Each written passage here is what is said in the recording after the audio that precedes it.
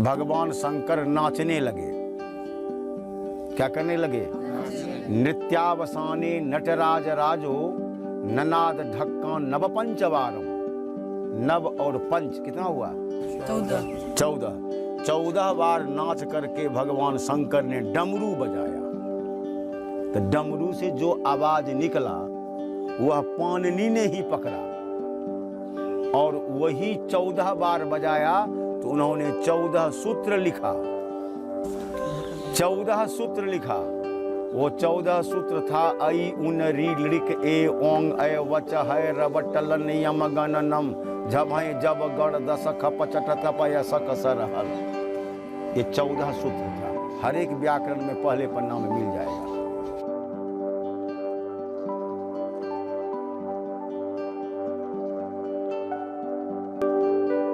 चलो, तो आज पढ़ाना है क्या? द्वितीय पाठ, दूसरा अध्याय, नहीं? और द्वितीय पाठ का क्या नाम है? पाटलिपुत्र वैभवम। इसका मतलब क्या हुआ? पाटलिपुत्रस्य वैभवम। षष्ठी विभक्ति, समासिक शब्द है, ये समस्त पद है ना। पटना की वैभवता। कहाँ की वैभवता? पटना की वैभवता। पटना के नाम से तुम लोग परिचित हो ना। पटना के यहाँ कहाँ की राजधानी है? बिहार की राजधानी ना। अत्यंत प्राचीन शहर है पटना। नाम भले इसका बदलता गया लेकिन बहुत प्राचीन शहर है। दिल्ली से भी पुराना शहर है पटना जी। प्राचीनेषु भारतीयेषु नगरेषु। प्राचीनेषु माने बहुत प्राचीन, अत्यंत पुराना। प्राचीन भारतीय नगरों में, नगर मतलब शहर, नगर मतलब यानी प्राचीन काल में जितने भी शहर थे उन शहरों में पटना का नाम सबसे ऊंचा है, सबसे पहले। किसका नाम? तद वसच्चित्रम महानगरम बभूव। जो महानगर हो गया। पटना की गिनती किसमें आती है? महानगर में ना। तद विषय, उसके बारे में। किसके बारे में? पटना के बारे में। दामोदर गुप्तो नाम कवि कुट्टनीय मताख्ये काव्य कथयति। उस पटना के बारे में दामोदर कवि हैं संस्कृत के। उन्होंने अपनी किताब कुट्टनीय मताख्य, किताब का नाम क्या है? कुट्टनीय मताख्य। और उसको लेखक दामोदर गुप्त। तो दामोदर गुप्त ने अपने किताब में उस पटना का वर्णन किया है। और दामोदर गुप्त प्राचीन काल के हैं। तो दामोदर गुप्त के भी किताब से यह पता लग जाता है कि पटना अत्यंत ही प्राचीन नगर है, प्राचीन शहर है ना। तो दामोदर गुप्त ने कुट्टनीय मताख्य में क्या कहा है पटना के बारे में? अस्ति महितल तिलकम सरस्वती कुलगृहम महानगरम। कहा पटना सरस्वती, पटना जो है सरस्वती का कुल गृह है, इस पृथ्वी का तिलक है। और नामना पाटलिपुत्रम परिभूत पुरंदर स्थानम। और इंद्र के इंद्रासन के समान है। इंद्र भगवान है, तो भगवान का जो स्थान होगा, भगवान का जो नगर होगा, भगवान का जो गांव होगा जहां वो रहते हैं इंद्र भगवान ना, तो कैसा होगा अनुमान कर लो। अच्छा ही होगा ना, सुंदर ही होगा। तो उतना वहाँ से तुलना किया पटना की कि इंद्र के इंद्रासन के समान है। कौन? पटना। और सरस्वती का कुलगृह है, मतलब विद्या का केंद्र है। और यह पृथ्वी का तिलक है। तिलक मतलब होता है सर्वश्रेष्ठ, क्योंकि तिलक लगाया कहाँ जाता है? ललाट में, सबसे ऊपर वाली भाग में ना। तो पटना के बारे में दामोदर गुप्त ने कहा कि यह पृथ्वी का तिलक है, सरस्वती का कुलगृह है और इंद्र के इंद्रासन के समान है। ये 3 बात का किसने, किसके बारे में, किस किताब में, कुटनीय मताख्य में। किस किताब में, कुटनीय मताख्य लिखा है किसने, दामोदर गुप्त ने। क्या लिखा है, कुटनीय मताख्य ना। इतिहासे श्रूयते यत गंगा तीरे बुद्ध काले पाटली ग्राम स्थितः आसीत्। इतिहास से जानकारी मिलती है कि महात्मा बुद्ध के समय में गंगा के किनारे पाटली ग्राम था। पाटली ग्राम था किस समय, महात्मा बुद्ध के समय में, जिसको तुम गौतम बुद्ध कहती हो, ठीक है, उसी को हम कहते हैं कौन चीज़, महात्मा बुद्ध, जिन्होंने बौद्ध धर्म चलाया, जिन्हें गया में ज्ञान मिला। हालांकि पहले तपस्या उन्होंने किया था सारनाथ, वाराणसी के पास ना, लेकिन वहाँ ज्ञान नहीं मिला तो चले आए, कहाँ वो चले आए, गया चले आए, और बट वृक्ष के नीचे ध्यान किया तो यहाँ पर ज्ञान की प्राप्ति हुई। उन्होंने बौद्ध धर्म चलाया, तो उन्हीं के समय का है ना। ये इतिहास से हमको जानकारी मिलती है कि महात्मा बुद्ध के समय में गंगा के किनारे पाटली ग्राम था। आज भी पटना के बगल से गंगा नदी बहती है, आज भी बहती है। यत्र च भगवान बुद्ध बहुकृत्वः समागतः, जहाँ पर एक बार नहीं, बहुकृत्वा मन अनेक बार महात्मा बुद्ध आए। कहाँ पर आए, पाटली ग्राम, पटना में नहीं, अभी पटना नाम नहीं है उसका। पाटली ग्राम गंगा नदी के किनारे था, महात्मा बुद्ध के समय था, और वो कई बार उस गांव में आए। कौन आए, महात्मा बुद्ध आए। तेन कथितम आसीत, उन्होंने कहा था, किसने कहा था, महात्मा बुद्ध ने कहा था, ग्रामोयम महानगरम भविष्यति, यह गांव महानगर बनेगा, बड़ा शहर बनेगा। महानगर बना बड़ा शहर, बड़ा शहर बनेगा। किंतु कलहस्य अग्निदाहस्य जलपूरस्य च भयात सर्वदा क्रांतम भविष्यति। यह पाटली ग्राम आगे चलकर बहुत बड़ा शहर बनेगा, किंतु आग से और पानी से हमेशा भयक्रांत रहेगा। कालांतरेण मतलब कुछ समय बीत जाने के बाद, कुछ समय के बाद ना, कालांतरेण पाटली ग्राम एव पाटली पुत्रम इति कथ्यतः, का कुछ समय के बाद पाटली ग्राम ही पाटली पुत्र कहा जाने लगा। पाटली ग्राम को ही लोगों ने क्या कहना शुरू किया, पाटली पुत्र शुरू किया। जो पाटली ग्राम गंगा नदी किनारे था ना, उसी को लोगों ने कहना शुरू कर दिया। कौन चीज, पाटली पुत्र, पाटली पुत्र, पाटली पुत्र। ठीक है, हाँ? महात्मा बुद्ध के भविष्यवाणी करने के बाद, ठीक है, चंद्रगुप्त मौर्यस्य काले अस्य नगरस्य शोभा रक्षा व्यवस्था च अति उत्कृष्टा आसीत। चंद्रगुप्त एक राजा हुए थे पटना के, हाँ? उनके समय में इस नगर की, किस नगर की, पाटलिपुत्र, अब पाटलिपुत्र हो गया ना, अब तो पाटली ग्राम गया, अब नाम क्या हो गया उसका, पाटलिपुत्र। तो इस नगर की रक्षा व्यवस्था ना, रक्षा व्यवस्था अत्यंत ही उत्कृष्ट थी। किसके समय में, चंद्रगुप्त मौर्य के समय में। किसके समय में, चंद्रगुप्त मौर्य के समय में। कहाँ की रक्षा व्यवस्था, पाटलिपुत्र की रक्षा व्यवस्था क्या थी, अत्यंत ही उत्कृष्ट थी, माने अच्छा, बढ़िया थी ना, है? यूनान राजदूतः मेगास्थनीजः स्व स्मरणेषु निरूपयति। ये बात कि चंद्रगुप्त मौर्य के समय में पाटलिपुत्र की रक्षा व्यवस्था अत्यंत उत्कृष्ट थी, उत्तम थी, ये बात यूनान के राजदूत मेगास्थनीज ने भी अपने पुस्तक में वर्णन किया है। किसने? कहाँ के राजदूत? यूनान के राजदूत। कहाँ के राजदूत? कौन था? मेगास्थनीज।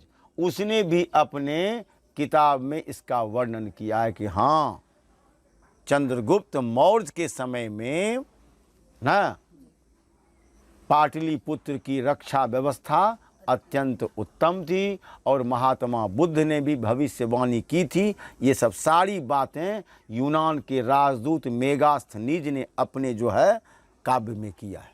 ठीक है। अस्य नगरस्य वैभवं प्रियदर्शिनः अशोकस्य समये सुतराम समृद्धम। का इस नगर की वैभवता ना प्रियदर्शी अशोक के समय, अशोक राजा हुए थे ना, अशोक क्या हुए थे? राजा, जिसने अपना 99 भाई को काटकर, हाँ, पटना में ही एक कुएं में फेंक दिया था। 99 भाई को काट करके कुआं में फेंक दिया, राज सिंहासन पर बैठ गया। बड़ा क्रूर था वो। कौन? अशोक। लेकिन उसकी क्रूरता कलिंग के बाद समाप्त हो गई। कलिंग में जब आक्रमण किया तो उसके बाद उतने वो सीधे सज्जन हो गए, अहिंसा के पुजारी हो गए कि एक चींटी तक को नहीं मारते थे वो। कौन? अशोक। तो बहुकालम पाटलिपुत्रस्य प्राचीन सरस्वती परंपरा प्रावर्तत। बहुत समय तक पटना की प्राचीन परंपरा बनी रही, बहुत दिनों तक। परंपरा क्या? विद्या का केंद्र। ये प्राचीन काल से ही। आर्यभट्ट का नाम सुनी हो? आर्यभट्ट भी वहीं पढ़ते थे। आज से नहीं, प्राचीन काल से पटना का है।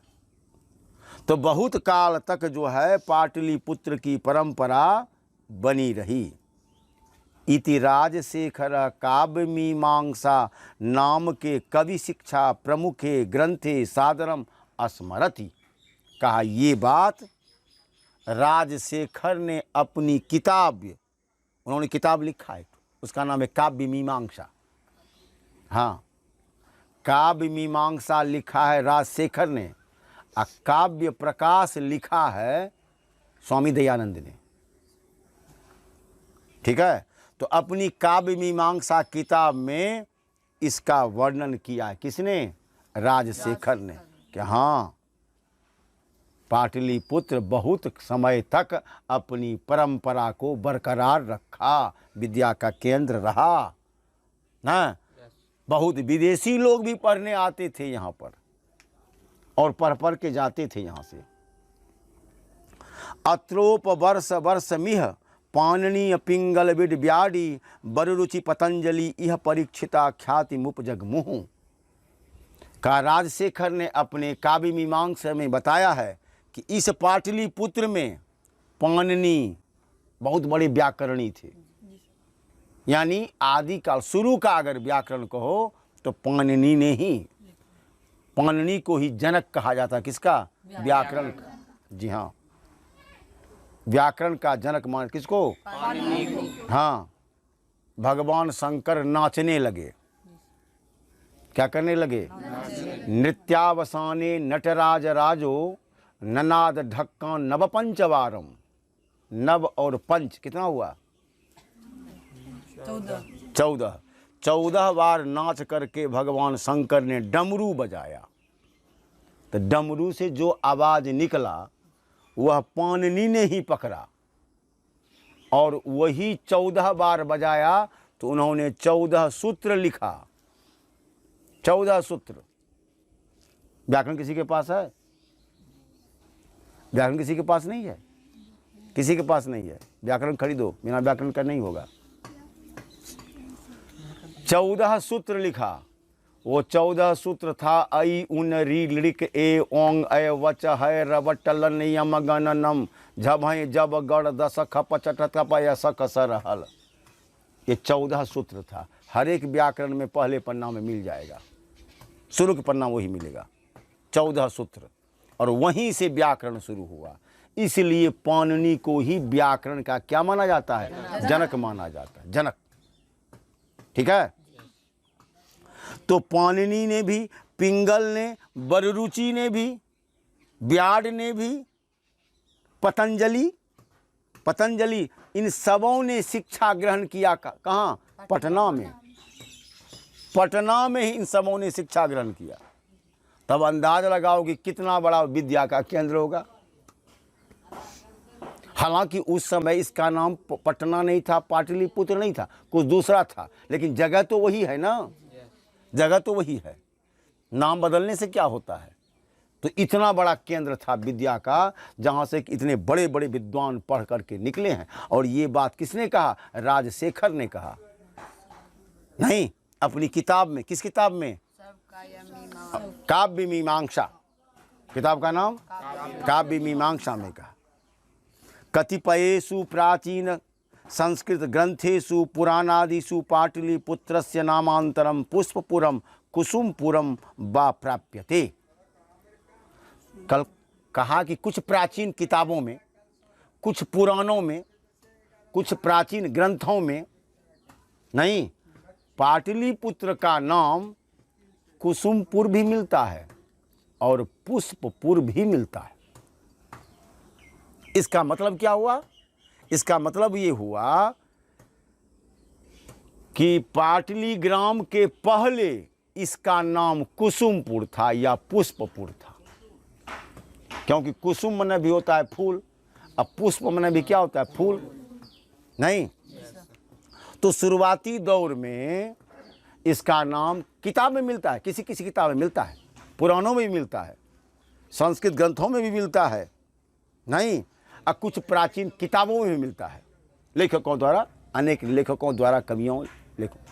इसका नाम मिलता है कुसुमपुर। कहीं कुसुमपुर मिलता है तो कहीं पुष्पपुर मिलता है। दोनों बात तो एक ही है ना। अनेन ज्ञायते यत नगरस्य समीपे पुष्पाणां बहुल उत्पादनम भवति अस्म। कल के इससे ज्ञात होता है, इससे जानकारी मिलती है ना कि नगर के नज़दीक, किस नगर? पटना के नज़दीक फूलों की खेती बहुत होती थी, इसलिए पुष्पपुर नाम रख दिया, कुसुमपुर नाम रख दिया। बहुल उत्पादनम माने खूब उत्पादन, खूब होती थी खेती। पुत्र इति शब्दो पाटल पुष्पानाम पुत्र रचना आश्रित प्रचलित। उसी में से एक फूल का नाम होता था पाटल। फूल की खेती होती थी। अरे फूलों का नाम होता है ना, कनेर तो कमल तो गुलाब, अनेक अनेक फूल होता है ना, नहीं होता है? रात रानी, कौन कौन फूल होता है? तो उसी में से एक फूल था पाटल। उसी के नाम पर इस पटना का नाम हो गया कौन चीज? पाटली। ये भी मिलता है कहीं कहीं। तो शरद काले नगरेस्मिन् कौमुदी महोत्सव इति महान समारोह। शरद ऋतु काल में इस नगर में, नगरेस्मिन्, इस नगर में, किस नगर में? पाटलिपुत्र नगर में कौमुदी महोत्सव। कौमुदी मतलब ये होता है फूल, कौमुदी, हाँ। तो कौमुदी महोत्सव इति महान समारोह गुप्त वंश शासन काले अतीव प्रचलित। गुप्त वंश था उस समय। उस गुप्त वंश के समय पटना में कौमुदी महोत्सव समारोह बड़ी जोर शोर से होता था। कौमुदी महोत्सव समारोह का मतलब हुआ कि फूल का बाजार, फूल चारों तो फूल का मेला, कौन उसका मेला लगता था और राजा आते थे और सबका फूल देखते थे।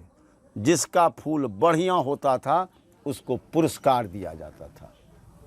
तो इससे होता क्या था कि एक दूसरे के बीच प्रतिस्पर्धा होती थी कि हम बढ़िया फूल जो है हाँ पैदा करके ले जाएं मेला में, हमको पुरस्कार मिलेगा, राजा हमको देगा। तो इसको दूसरे को होता हम बढ़िया फूल प्रोडक्ट करें हैं, तो प्रतिस्पर्धा की भावना, तो एक से एक सुंदर सुंदर फूल जाता था वो। हालांकि ये प्रथा अब समाप्त हो गई, गुप्त वंश काल तक ही चला कौमुदी महोत्सव, उसके बाद खत्म हो गया। ये हो गया। तत्र सर्वे जना आनंद मग्ना अबभूवन। उस अवसर पर, किस अवसर पर? कौमुदी महोत्सव के अवसर पर सभी लोग आनंदित रहते थे। राजा का हुक्म, मेला लगा है, वो भी फूल का, चारों तरफ सुगंधित वातावरण, नहीं, सब लोग आनंदित रहते थे। संप्रति दुर्गा पूजा अवसरे तादृश एव समारोह दृश्यते। संप्रति मन अभी, संप्रति मन अभी, वैसा जो है समारोह दुर्गा पूजा के अवसर पर हल्का सा देखा जाता है।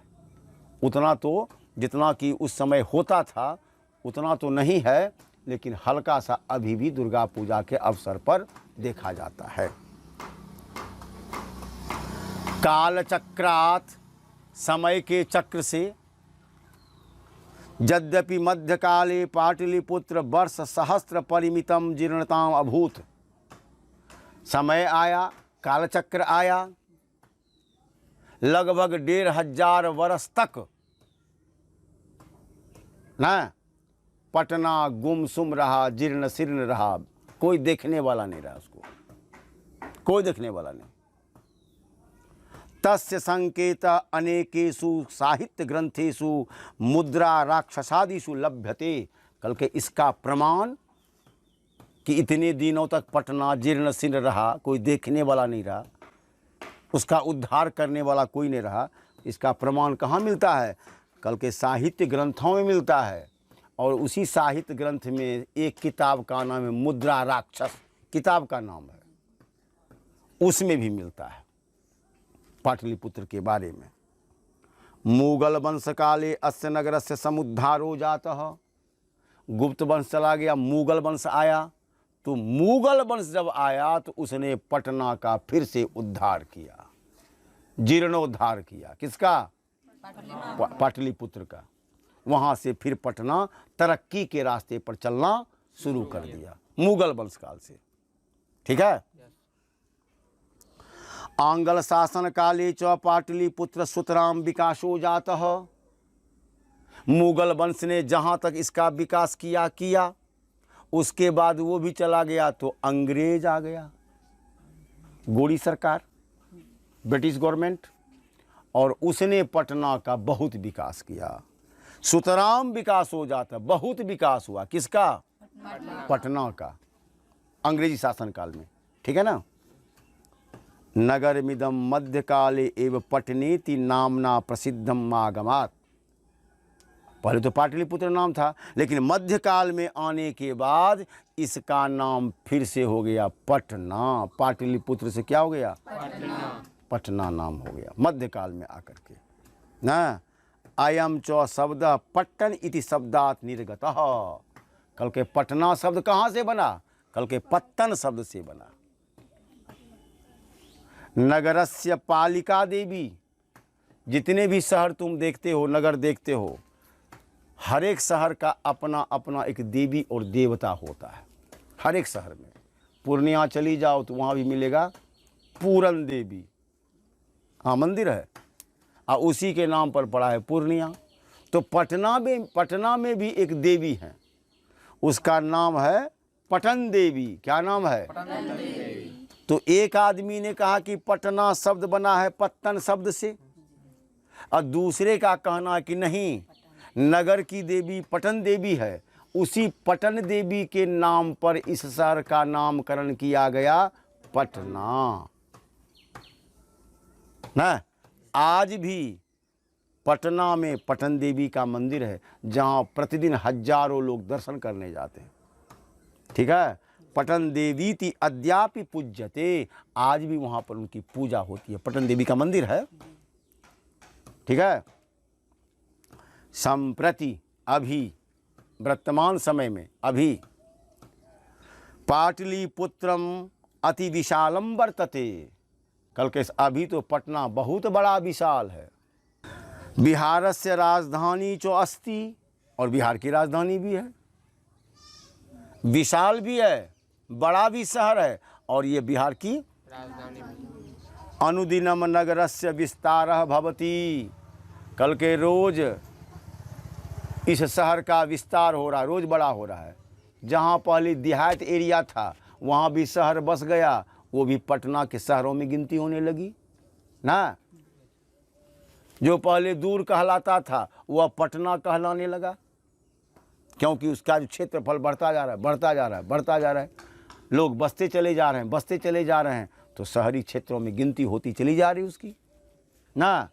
तो बहुत बड़ा विशाल बन गया है अब शहर, और रोज बढ़ता ही जा रहा है, अभी और बढ़ेगा। अस्य उत्तर दिशायाम दिशि गंगा नदी प्रवहती। कल के पटना के उत्तर तरफ में गंगा नदी बहती है, यानी पटना जो है वह गंगा नदी के दक्षिण किनारे पर है। किस किनारे पर है? दक्षिण। जैसे भागलपुर है, भागलपुर के भी उत्तर में क्या है? गंगा जी।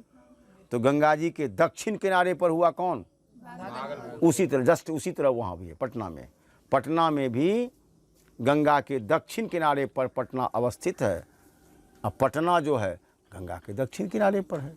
अब पटना से उत्तर गंगा जी है ना। तस्य उपरि गांधी सेतु नाम एशिया महादेशस्य दीर्घतमः सेतु। कल के उसके ऊपर में, किसके ऊपर में?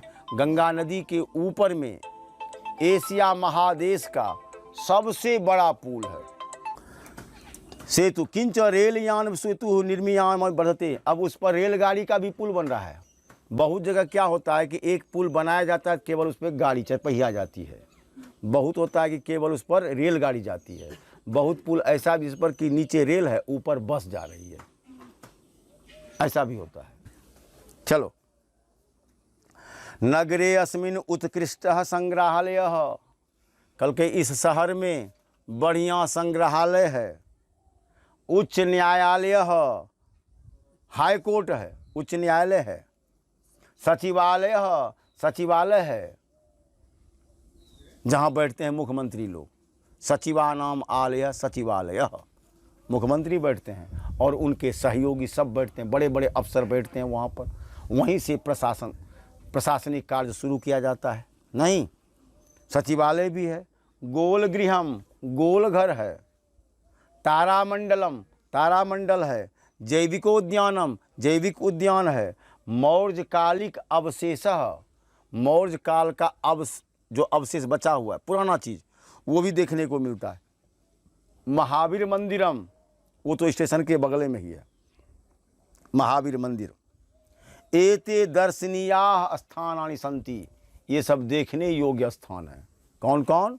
महावीर मंदिर, गोलघर, उच्च न्यायालय, सचिवालय, संग्रहालय, मौर्यकालिक अवशेष, जैविक उद्यान, ये सब देखने योग्य है। आज भी बहुत लोग ये देखने जाते हैं पटना, इसीलिए ना, सब देखने योग्य। पूछेगा कि पटना में क्या क्या देखने योग्य है, तो क्या कहेंगे? हाँ, महावीर मंदिर, उच्च न्यायालय, सचिवालय, जैविक उद्यान, गोलघर, मौर्यकालिक अवशेष, ये सब देखने योग्य स्थान है पटना में ना। प्राचीन पट्टनागरे सिख संप्रदायस्य पूजनीय स्थलम दशम गुरो गोविंदस्य जन्मस्थानम गुरुद्वारेति नामना प्रसिद्धम वर्तते। अब तो पटना बहुत बड़ा हो गया है, लेकिन प्राचीन जो पटना जहाँ पर था पहले, पटना जगह है, वहीं पर सिख संप्रदाय के 10वें गुरु, पहले गुरु हुए थे गुरु नानक। सिख संप्रदाय में 10 गुरु हुए हैं। सबसे पहला गुरु था गुरु नानक और अंतिम गुरु था गुरु गोविंद सिंह। तो गुरु गोविंद सिंह का जन्म उसी पटना में हुआ था, जहाँ पर आज भी उनके जन्म स्थल पर एक बहुत बड़ा गुरुद्वारा बना हुआ है, पुरानी पटना में।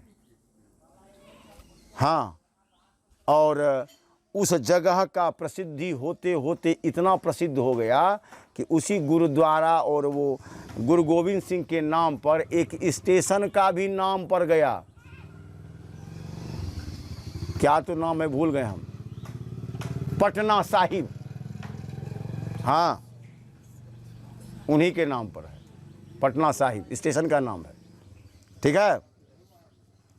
तत्र देशस्य तीर्थयात्रिणः दर्शनम आयान्ति, उसको देखने के लिए देश से, देश के हर एक कोने से हर एक साल हजारों तीर्थयात्री आते हैं। किसको देखने के लिए? गुरुद्वारा को देखने। किसको देखने? गुरुद्वारा को देखने। जहाँ पर किनका जन्म हुआ था? गुरु गोविंद सिंह। कौन गुरु थे? 10। किस संप्रदाय के? सिख संप्रदाय के। सिख संप्रदाय के 10वें गुरु। और पहले गुरु? गुरु नानक। एवं पाटलिपुत्रम प्राचीन कालात अद्यापि विभिन्नेषु क्षेत्रेषु वैभवं धारयति। इस प्रकार प्राचीन काल से लेकर आज तक, अभी तक पटना हर एक क्षेत्रों में अपनी गरिमा को बरकरार रखा है। किसने? पटना ने। किसने? प्राचीन काल से लेकर आज भी विद्या का केंद्र है। ऐसी बात थोड़े, आज विद्या का केंद्र है। हजारों लड़के पढ़ने जाते हैं वहाँ पर। सर्वम च संकलित रूपेण संग्रहालय दर्शनीयम इति।